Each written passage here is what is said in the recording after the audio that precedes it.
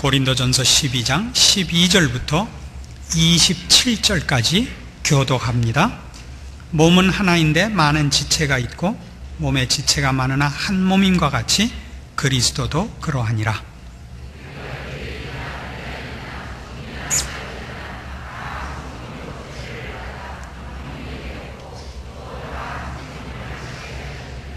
몸은 한 지체뿐 아니요 여럿이니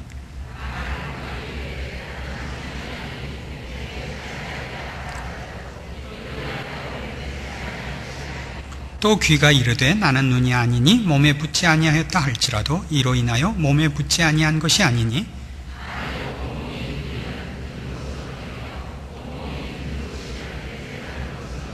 그러나 이제 하나님이 그 원하시는 대로 지체를 각각 몸에 두셨으니 이제 지체는 많으나 몸은 하나라.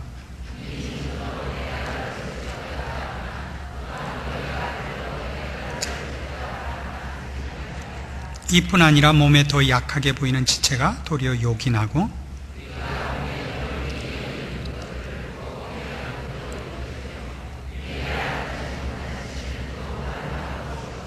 우리의 아름다운 지체는 요구할 것이 없으니 오직 하나님이 몸을 고르게 하여 부족한 지체에게 존귀를 더하사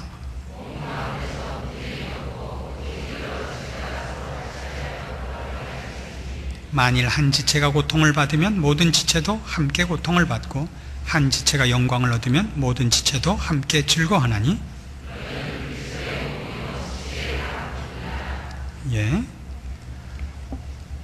고린도전서 12장은 보통 우리가 은사장이라 그렇게 부르는 유명한 장입니다.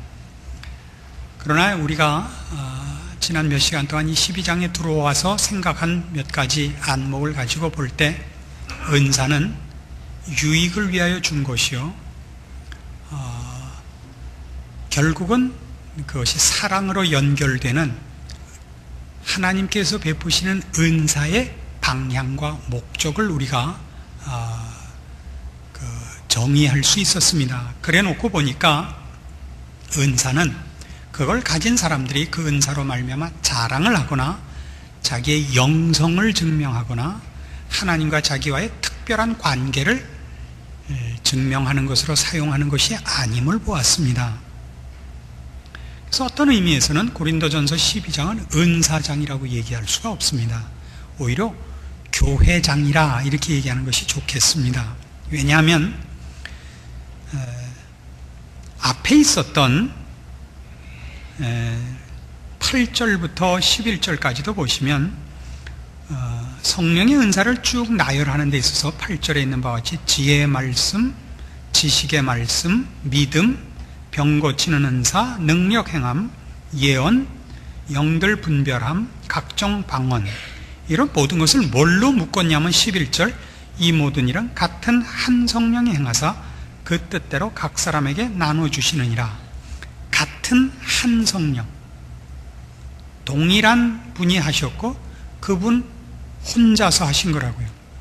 한 분 성령님이 방언을 주신 이도 그 성령님이시고 신유를 주신 이도 같은 그 성령님이시란 말이에요.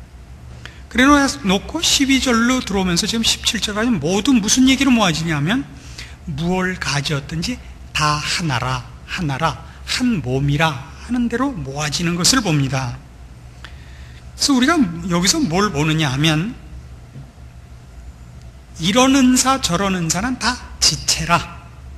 그러니까 지체를 얘기하는 것은 지체가 각각이듯이 팔, 눈, 다리 이렇게 지체가 다르듯이 다양하지만 지금 고린도전서 12장이 하고 싶은 얘기는 은사가 얼마나 다양하고 얼마나 다른 것이 있느냐가 아니라 아무리 다를지라도 한 몸이다 하는 얘기를 하고 싶은 거죠. 그러니까 처음에도 말씀드린 바와 같이 이 은사들은 생각할 때 여기에 나열되어 있는 은사들을 그 목록을 가지지 말고 의미를 파악하자 그랬습니다.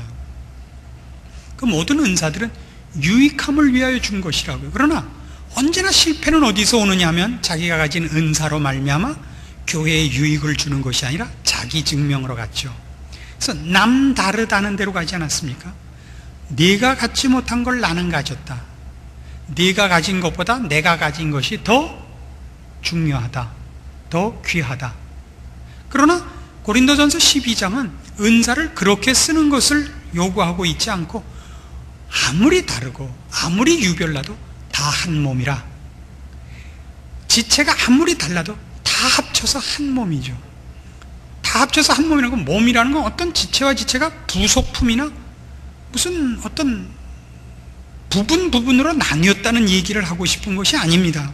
자, 그래서 14절 보시면 몸은 한 지체뿐 아니요 여럿이라. 그렇죠? 몸은 나누면 여러 개가 있죠. 그렇죠? 뭐 팔다리가 있고 머리에도 이목구비가 있다는 거 아닙니까? 그렇지 않고 이 몸뚱아리 이런 때는 이제 팔다리와 나눠서 생각할 때는 오장육부가 있다는 거 아닙니까? 다 다르죠. 그러나 이런 지체 하나하나가 그래서 이 몸을 이루는 어떤 부분이라는 개념을 갖고 있지는 않습니다. 팔이 무엇을 해도 그 팔이 무엇을 한 건 그가 한 거죠. 그렇죠?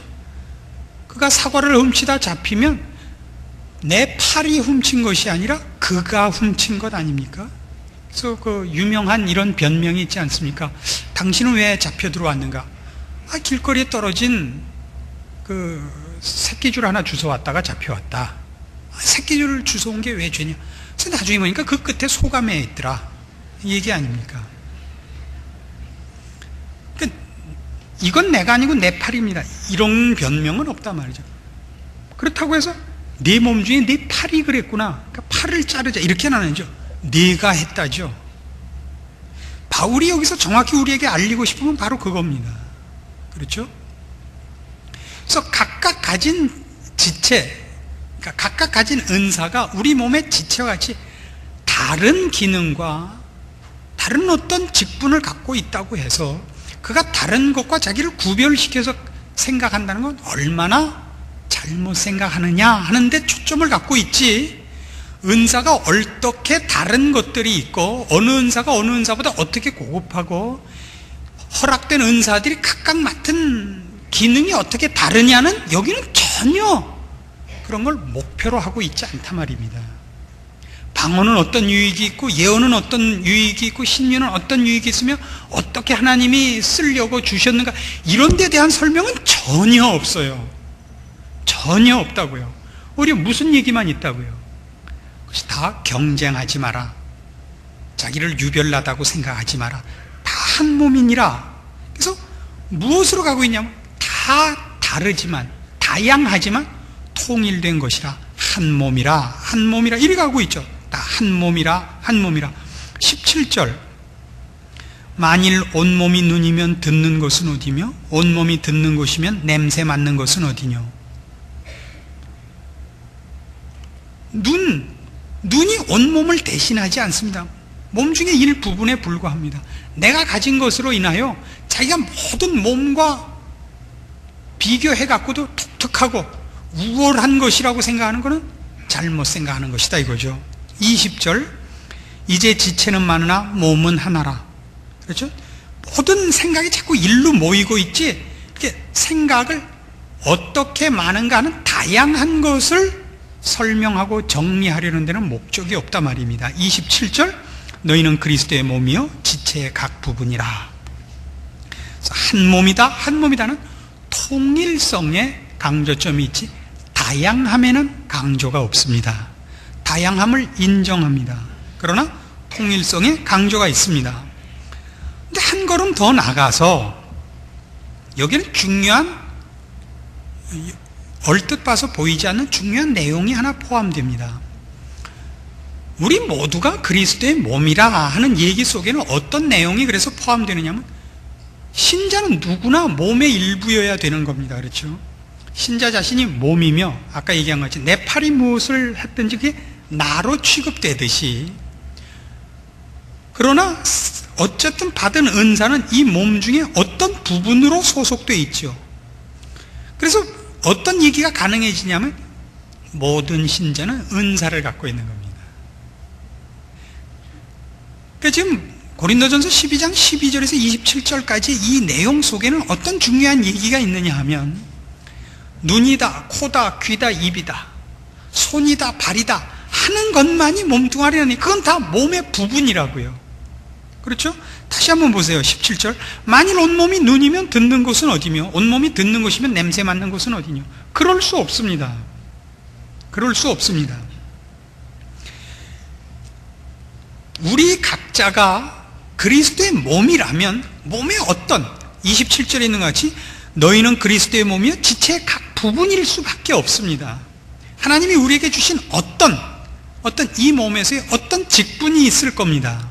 그런데 대부분은 어떤 오해를 하고 있냐면 이런 은사는 보이는 것일 거라고 생각을 한단 말이에요. 나열된 것 같이 방언이라, 통역하는 것이라, 예언이라, 신유라, 능력 행하는 것이라 이렇게 나타나는 것으로만 생각합니다. 그러나 우리가 우리 몸을 보면 몸에는 나타나는 것만 있는 것은 아닙니다.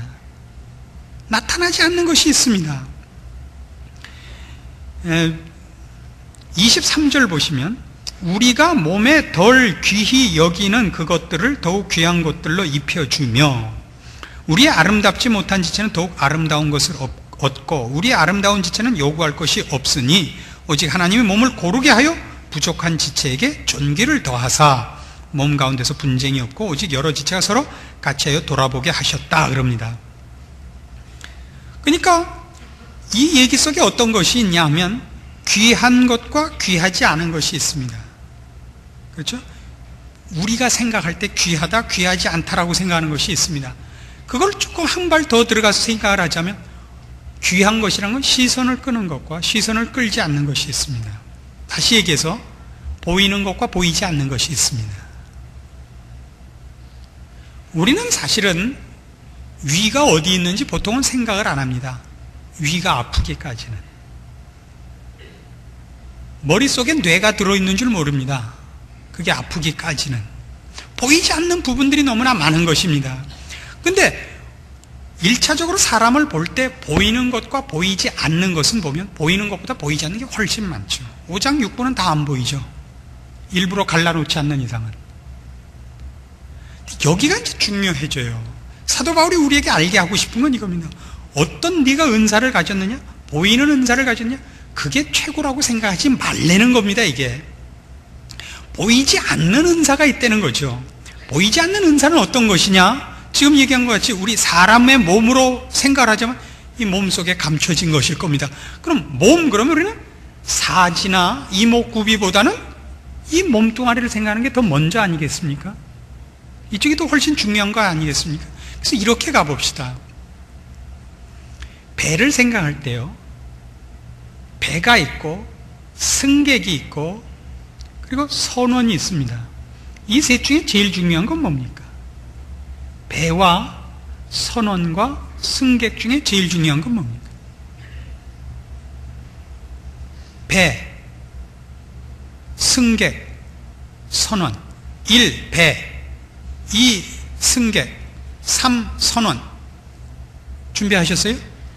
제가 손 들라 그럴 때 들어야 돼요. 이거 꼭 손을 들어야 돼요. 왜냐하면 나중에 제가 정답을 얘기하면 처음부터 그랬다는 거예요. 그러니까 확인을 해야 돼요. 높이 안 들어도 돼요. 이렇게 요만큼 드세요. 옆 사람이 보세요. 몇 번에 드나? 1번 배, 2번 승객, 3번 선원. 1번 배. 안 드는 사람은 안 돼요. 꼭 들어야 돼요. 2번 승객, 3번 선원. 안 든 사람은 간첩이에요. 4번 모른다. 제일 중요한 건 승객입니다. 이거 맞았다고 너무 좋아하지 마세요. 어쩌다 맞춘 거니까. 왜 그렇죠? 왜 그렇죠? 배나 선원은 승객을 나르기 위해서 만든 것이지 배와 거기서 일하는 선원들을 먹여주려고 승객이 가는 건 아닙니다. 이걸 잊지 말아야 돼요. 언제나 생각해야 되는 건 이겁니다. 그럼 배를 타면 뭐가 보입니까? 승객은 사람들이 안 봐요. 배가 얼마나 멋있나, 선원이 얼마나 멋있나를 보면 봤지, 선장이 얼마나 좋은 옷을 입고 있는가, 이 배는 몇 층짜리고 얼마나 큰 배인가, 이런 걸 보지. 승객은 그냥 별 관심이 없다고. 사실은 승객을 위해서 배와 선원이 준비되어 있는 거예요. 그렇죠? 훨씬 감춰져 있는 쪽이 중요한 게 많아요. 교회, 그러면 교회라는 건물과 조직이 있습니다. 그 교인이 있습니다. 그리고 거기 장로와 그 교육자들이 있습니다. 그럼 여기서 제일 중요한 건 누구예요? 여기서 제일 중요한 건 교인이죠. 교인. 교인을 위해서 교회라는 모임과 건물과 조직과 그리고 그들을 유익해 하기 위하여 뽑힌 일꾼들이 있는 겁니다. 이게 교회입니다. 그러나 오늘날은 이게 잘못돼가지고 교회의 이름을 내기 위해서 교인들이 오히려 소모를 당하는 일이 너무 많습니다. 교회의 이름을 내기 위해서.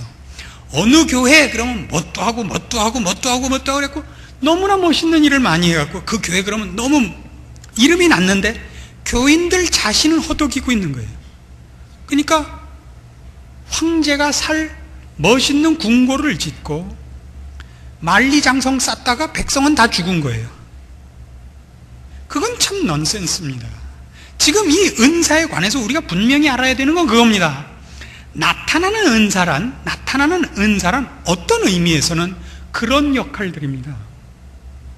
선원 같은 역할입니다. 그러나 안 보이는 은사는 배 같은 걸 겁니다. 승객은 지금은 문제가 되지 않죠. 은사 쪽에서 생각을 하자면 은사는 배 같은 거예요. 배를 움직이기 위해서 선원들, 기술자들이 필요하지만 그 기술자들은 이 배를 움직여야 돼요. 왜요? 이 배가 승객을 태우는 것이니까. 그래서 은사 중에서 제일 큰 은사는 뭐예요? 배죠. 사람을 실제로 태우는 배가 제일 커야죠. 이게 튼튼해야 되고, 물론 그걸 잘 운전을 해야 됩니다만 실을 수 없다면 아무것도 아니죠. 그래서 이런 문제가 있어요. 무술을 하는 사람들에게 이런 질문이 있습니다. 힘이 먼저냐 기술이 먼저냐 하는 싸움이 있습니다. 여러분은 어떻게 생각하십니까? 권투를 한다든가 무슨 태권도를 한다든가 그런 사람들에게 필요한 것이 힘이 우선입니까? 기술이 우선입니까? 힘이 우선입니다. 왜요? 기술이란 힘을 운영하는 법입니다. 기술은 그것 자체로는 없는 겁니다. 무형의 것입니다. 그래서 우리가 은사 그럴 때 중요한 것은 뭐냐면 그 은사 속에 교인들을 유익해 하기 위한 것 아닙니까? 그때 우리는 은사를 우리가 받으면서 어떤 이중적인 역할을 하게 되냐면 은사로 말미암아 내가 유익을 봐야 되는 승객이 되면서 은사를 맡은 그 직분을 시행하는 과정에서는 내가 어떤 승객들에게 유익을 주는 어떤 직분을 맡는 겁니다. 그 직분 중에는 선원이라는 기술만 있는 것이 아니고 배라는 직분이 있단 말입니다. 배라는 직분. 근데 배는 무슨 하나의 직분인 것 같지가 않죠. 그걸 움직이는 사람만 어떤 은사를 갖고 있는 것 같아 보인단 말입니다. 여기가 맹점인 것입니다. 교회는 중요한 결정과 중요한 일들에 대해서는 교우 전체를 놓고 회의를 하고 결정을 합니다. 그래서 가장 중요한 결정은 공동의회를 해서 전 교인을 대상으로 해서 하고 재정에 관한 보고는 언제나 집사님들 이상 재직회를 모여서 꼭 합니다. 그러면 그때 누가 제일 중요하냐 하면 나와 앉아있는 분이 제일 중요한 겁니다. 거기 나와서 무엇을 보고하고 거기에 대해서 무엇을 질문을 하고 틀린 것을 시정하는 분도 중요합니다. 그러나 그 일을 앉아서 지켜보는 사람이 많아야 되는 겁니다. 많이 지켜볼수록 일을 하는 사람들이 위로를 받기도 하고 그리고 정신을 차리게도 되는 겁니다. 그러나 우리는 내가 할 말이 있지 않고 내가 맡은 일이 없다면 가나 마나 아니냐라고 생각해서 재직회나 공동의회 출석률이 아주 저조합니다. 그 말 없이 나와서 앉아서 보고를 듣고 주는 커피 한 잔 마시고 있는 게 얼마나 중요한 직분인지를 다들 모릅니다. 그것도 은사입니다. 그런데 은사가 이렇게 유별나고 희소 가치가 없는 많은 사람이 나눈 것일수록 사람들은 자기는 은사를 갖고 있지 않다고 생각한단 말입니다. 그게 오늘 이 내용 속에서는 놓쳐서는 안 되는 중요한 바울의 사상인 겁니다. 나타나는 은사만이 모든 은사가 아닌 것입니다. 우리는 이미 이 12장에 들어올 때 은사라는 말이 성경에서 얼마나 넓게 사용됐는가를 보았습니다. 심지어 독신으로 사는 것도 은사였던 걸 보았습니다. 그리고 구원 얻은 것이 제일 큰 은사였던 걸 보았고, 예수 그리스도를 주라 고백하는 것이 공통된, 신자 모두에게는 공통되고 근본적이지만 그것이 가장 중요한 은사였던 것을 성경이 가르쳤던 것 우리가 보아왔습니다. 그래서 신자 모두가 은사를 갖고 있는, 직분을 맡고 있다는 걸 한시라도 잊어서는 안 됩니다. 그 맡은 직분이 나타나는 것이 아니고 감추어졌고 희소 가치가 있지 않고 너무나 많은 사람이 갖고 있기 때문에 유별나 보이지 않은 것 때문에 자기 직분을 놓고 유별나 보이는 것을 자꾸 사모하고 욕심을 내는 것, 여기에서 자신을 절제하고 자기가 맡은 직분에 순종시킬 수 있어야 된단 말입니다. 이 오해가 제일 대표적으로 나온 데가 여기입니다. 골로새서 2장입니다. 골로새서 2장 18절 보십시다. 골로새서 2장 18절, 누구든지 일부러 겸손함과 천사 숭배함을 인하여 너희 상을 빼앗지 못하게 하라. 저가 그 본 것을 의지하여 그 육체의 마음을 쫓아 헛되이 과장하고 머리를 붙들지 아니하는지라. 온몸이 머리로 말미암아 마디와 힘줄로 공급함을 얻고 연합하여 하나님이 자라게 하심으로 자라느니라. 자, 여기 일부러 겸손함과 천사 숭배함이 뭔지는 구체적으로 알기가 그렇게 좀 어렵습니다. 그 당시에 천사 숭배하는 거랑 또 완전주의적 신앙의 그 모습을 가진 사람들이 있었던 것 같습니다. 오늘날에도 이런 일은 많습니다. 별것도 아닌 일에 이렇게 이상한 표정을 지으면서, 이렇게 맥 빠진 표정을 지으면서 이렇게 주여 이러는 것 굉장히 조심해야 되는 겁니다. 이게 일부러 겸손하고 무슨 희열석에 들어간 것 같이 눈을 이상하게 떨거든 다시는 그런 사람 만나지를 마시오. 그 모든 일에 늘 마음이 이렇게 늘 이렇게 박하사탕을 먹은 것 같고 이러면 무슨 폐병이거나 그런 일이 없어요. 신앙 생활을 한다는 거 이렇게 마음이 이렇게 환해지는 때가 거의 없습니다. 거의 없습니다. 제가 알고 있는 한은 그렇습니다. 여기서 그렇게 얘기해요. 제가 그러는 것이 아니라. 그래서 이 사람들의 잘못이 뭐냐 하면 그가 가진 어떤 체험을 인하여 머리를 붙들지 않는 거예요. 머리를 붙들지 않는다는 건 뭐냐면 우리는 다 몸입니다. 신자는, 교회도 우리도 다 몸인데, 몸이란 어쨌든 자신이 머리가 아닌 겁니다. 자기가 주장을 하지도 않고 자기가 결정하지 않습니다. 머리만이 그것을 합니다. 머리는 예수 그리스도입니다. 근데 이렇게 스스로 잘난 척을 하고 헛되이 과장하는 이들, 특히 은사와 체험 면에서 그럴 위험이 대단히 높은데, 그런 체험이나 은사를 가진 사람들이 어떤 위험에 빠지느냐면 이 머리를 붙들지 않고 자기가 가진 것으로 독립을 해요. 그 독립한 게 어떻게 나타나냐 하면, 머리를 붙들지 않은 것이 어떻게 나타나냐면 온몸이 머리로 말미암아 마디와 힘줄로 공급함을 얻고 연합하여 자라거든요. 연합하여. 내가 입으로 먹은 것이 몸 안에 들어가서 팔로, 다리로 나온단 말이에요. 손으로 잡은 것이 입으로 들어가고, 그렇죠. 연합하는데 일부러 겸손하고 머리를 붙들지 않는 자들은 그가 가진 것으로 연합을 안 해요. 너와 나는 다르다예요. 너와 나는 다르다. 여기가 가장 크게 바로 머리를 붙들지 않고 연합하지 않는, 스스로 잘난 척하는, 특별히 은사와 혹 어떤 체험으로 인하여 사람들이 가장 많이 실족하는 부분들인 것입니다.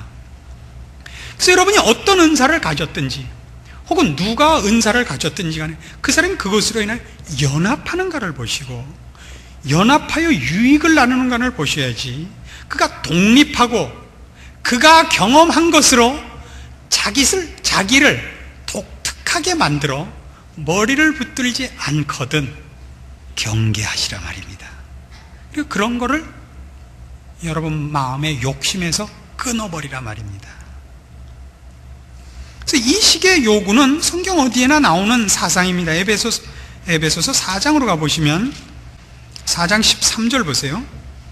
우리가 다 하나님의 아들을 믿는 것과 아는 일에 하나가 되어 온전한 사람을 이루어 그리스도의 장성한 분량이 충만한 데까지 이르리니, 이는 우리가 이제부터 어린아이가 되지 아니하여 사람의 괴술과 간사한 유혹에 빠져 모든 교훈의 풍조에 밀려 요동치 않게 하려 함이라.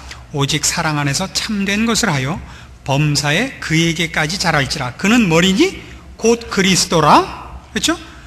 우리는 머리까지 자라야 됩니다. 그리스도에게까지 가야 되는데, 그리스도께서 우리의 머리로서 온 몸에게 명령을 합니다. 근데 이 일에서 제일 크게 경계하는 게 뭐죠? 앞에 있었던 것 같이 사람의 괴술과 간사한 유혹에 빠져 모든 교훈의 풍조에 밀려 요동하는 것. 그러니까 끊임없이 싸움은 이겁니다. 세상의 요구와 그리스도의 요구 사이에서 어느 걸 머리로 갖느냐는 싸움입니다. 그러니까 은사 문제에 있어서 제일 큰 싸움은 뭐냐면, 그 은사가 하나님이 나를 찾아오신 어떤 체험들이, 직접적인 간섭이 무엇을 위하여 쓰이는가에서 세상으로 나간다고요. 하나님이 그 사람을 찾아오셨을 수 있습니다. 그 사람이 정말 하나님의 은사를 베푸셨을 수 있습니다. 그러나 그걸 가지고 어디로 가느냐 하는 것, 그 다음에 내 싸움인 것입니다.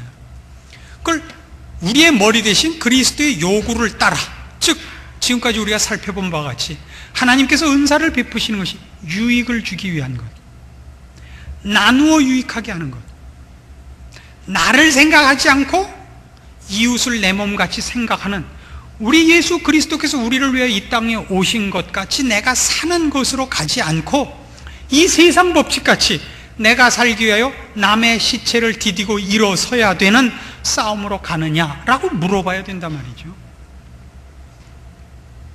그래서 어떻게 하라고요? 16절, 그에게서 온몸이 각 마디를 통하여 도움을 입음으로 연락하고 상합하여 각 지체의 분량대로 역사하여 그 몸을 자라게 하며 사랑 안에서 스스로 세우느니라. 전부 연결이라는 단어가 있는 걸 보시죠. 그렇죠? 그로부터만, 우리의 머리 대신 그리스도로부터만 모든 것이 오는데, 그것이 올 때마다 각 마디를 통하여 도움을 입음으로 연락하고 상합하여 각 지체의 분량대로 역사하여 그 몸을 자라게 해요. 전체로 자라는 거예요. 한 다리가 짧다는 것은 한 다리가 길다는 겁니다. 그래서 교회 안에 어떤 은사가 나올 때 그 은사가 두 다리가 같이 되게 나오지 않으면 그게 큰 유혹이 되는 것입니다. 우리가 성경에서 약속하고 있고 성경이 요구하는 것을 뭐든지 그냥 하면 다 되는 것이 아닙니다. 전도 그러면 다 되는 것이 아니에요. 전도 그러면 다 되는 것이 아니에요. 사랑 그러면 다 되는 것이 아니에요. 이렇게 간단한 문제가 아닙니다. 다리가 하나만 길어지면 큰일 납니다. 다리가 길어지고 팔만 짧으면 그것도 큰일이에요. 그 눈이 너무 커져도 안 돼요. 코와 입이 붙을 자리도 없이 눈만 커지면 그것도 큰일이죠. 이건 같이 커야 되는 거예요. 밸런스가 맞고 조화가 돼야 됩니다. 대부분 신자들의 약점은 뭐냐 하면, 그때 세상적인 필요에 의해서 하나님 보고 뭘 달라 그래요. 그러니까 턱도 없이 뭘 달라냐면 기쁨을 달라 그러고 승리를 달라 그러지, 고통을 주시는 하나님의 깊은 뜻을 이해하려고 그러질 않아요. 짐을 지는 법, 남을 생각하는 법은 우리의 마음속에 없어요. 고통을 당하지 않고 남의 고통을 이해하지 못하고, 실패하지 않고 남의 실패를 이해할 수 없습니다. 같이 자라야 됩니다. 같이 자라야 돼요. 왜요? 우리는 한 몸이기 때문입니다. 역기를 들 때 팔로 들죠. 그러나 다리는 나무젓가락 갖고 팔만 뽀빠이 같이 되면 어떡하겠다는 거예요. 들긴 들었는데 다리는 그 다음에 부러졌다. 그러면 어떡하겠어요? 그럴 수가 없는 겁니다. 같이 크는 겁니다. 그래서 어떤 때는 자기가 가진 은사를 사양해야 되는 때가 있는 겁니다. 절제할 줄 알아야 됩니다. 제가 아는 유명한 목사님은 그 목회 초기에 묘하게도 기도만 하면 병이 낫는 신유의 은사를 가지시게 됐습니다. 당신께서는 몰랐는데 나중에 지나다 보니까 점점 소문이 난 거예요. 가만히 생각하니까 이 목사님이 직접 가서 기도를 하면 정말 낫는 거예요, 병이. 당장이 아니라 며칠 있다가 이렇게 다 낫는 거예요. 그런데 그 목사님이 하나님 앞에 기도해서 그 은사를 거두어 주기를 기도했습니다. 왜요? 목회를 할 수가 없는 겁니다. 누구나 오는 거예요. 예수를 믿고 예수를 알기 위해서가 아니라 병을 고치기 위하여. 당신 달래는 대로 다 줄 테니까 내 딸을 고쳐주시오. 내 아내를 고쳐주시오. 완전히 의료기관이 되고 말았어요. 하나님 앞에 스스로 기도하여 반납했습니다. 하나님, 전 이거 싫습니다. 저는 말씀을 맡은 종입니다. 저들의 영혼을 치료하도록 되어 있는데 이 일로 인하여 오히려 방해가 되고 있습니다. 이 마음을 잊지 마십시오. 우리 모두가 가진 은사가 있다는 것과 은사를 어떻게 사용해야 되느냐를 놓치지 마십시오. 그래서 은사 그러거든 방언, 신유, 예언 이렇게만 나타나지 않는다는 걸 기억을 하십시오. 여러분에게 여기에 있는 것 한만 쉬어봐도 없습니까? 그게 은사입니다. 남들 다 가진 거 안 가진 은사, 이렇게 얘기하면 좀 이상하죠? 그게 은사예요. 누구라고 특별히 집어낼 수 없이 감춰져 있는 사람, 그런 사람이 많을수록 그 배가 큰 배인 겁니다. 배는 12톤짜리인데 선원은 200명. 그럼 침몰하는 거죠. 배가 커야죠. 배가 많은 사람을 실으려면 배가 커야죠. 그러기 위해서는 두드러지지 않는 은사를 가진 사람이 많아야 되는 겁니다. 선장, 기관사 이런 사람이 많아야 되는 것이 아니고, 그렇죠? 그리고 그것을 함께 가는 것으로 쓰고 있는 걸 보십시오. 아니면 독립하는가, 머리를 붙들고 있는가 안 붙들고 있는가를 보십시오. 그걸 뭘로 한다고요? 연합하여 함께 자라는가, 난 다른 사람이라고 자기를 구별하는 데 써먹는가. 이렇게 은사를 가진 사람을 점검하시고 여러분의 마음을 점검하십시오. 그래서 하나님께서 우리에게 지금도 함께 하시고 우리 모두에게 준 은사들이 교회와 각 신자에게 유익하도록 하십시오. 기도하십시다. 하나님 아버지, 은혜를 감사합니다. 오늘도 하나님께서 우리와 함께 하시고 우리에게 좋은 것으로 주시며 친히 말씀하고 계십니다. 그리고 우리를 다 주의 십자가로 구원하셨고 성령님이 우리 안에 거하시는 전으로 삼으셨습니다. 우리가 받지 아니한 것이 없고 모자라는 것이 없습니다. 우리는 남이 가진 것을 달라고 떼를 쓰는 어린아이와도 같습니다. 우리에게 준 것 귀히 여기고 맡긴 직분 감당하는 자 되게 하셔서 주께서 가장 원하는 것이 하늘에 썩는 미랄인 줄을 알고 자기를 부인하고 십자가를 지고 주를 뒤쫓는 이 하나님의 영광된 부르심 앞에 순종하고 충성하고 인내하게 하여 주시옵소서. 예수님의 이름으로 기도합니다. 아멘.